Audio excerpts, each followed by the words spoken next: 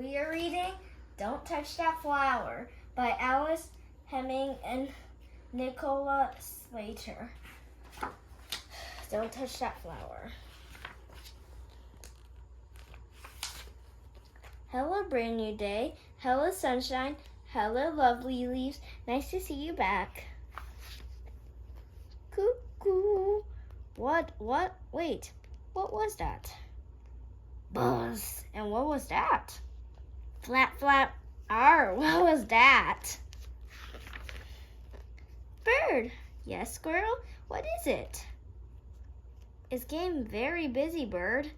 There was a sound like cuckoo and one like buzz, and a bird with strange tail nearly flapped into my eye. It sounds like you heard a cuckoo call and a bumblebee buzz, saw a swallow.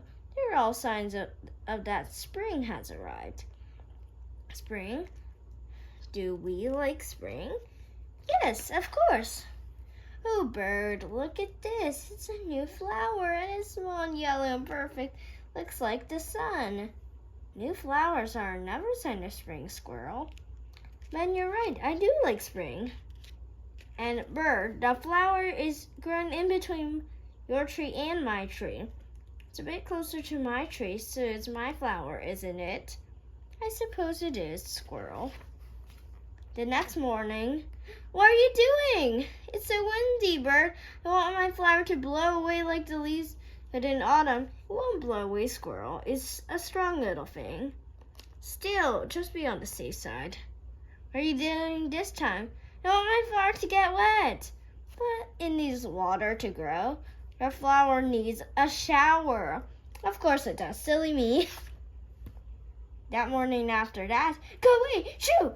What are you doing now? That bee over there was eating my flower, can you believe it? No, squirrel, that bee was collecting nectar. It's good for the flower and the bee. Squirrel, I know you love this flower, but it doesn't really belong to you. What? And whose flower is it? Your flower is a wildflower. It is there for everyone to enjoy.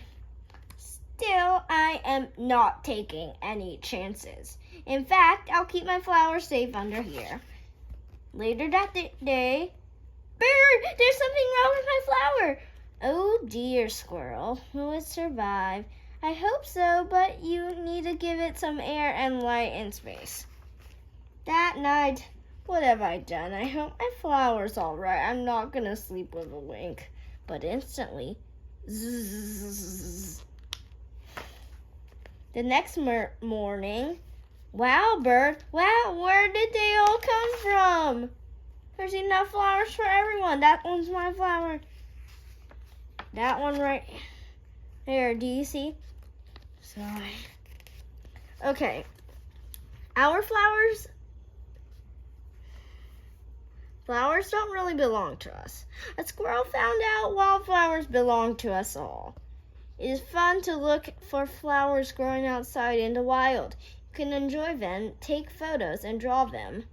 When you start looking, you will find flowers growing in all sorts of places. Flowers are living things. Your flower needs a shower. A flower is a part of a plant, and plants need the same sort of things. People do need to live and grow. They need light, water, air, and food. They don't eat like we do, though. They make their food using energy from the sun. Flowers attract pollinators. That bee over there was eating my flower. In the story, the bee was collecting nectar to make into honey.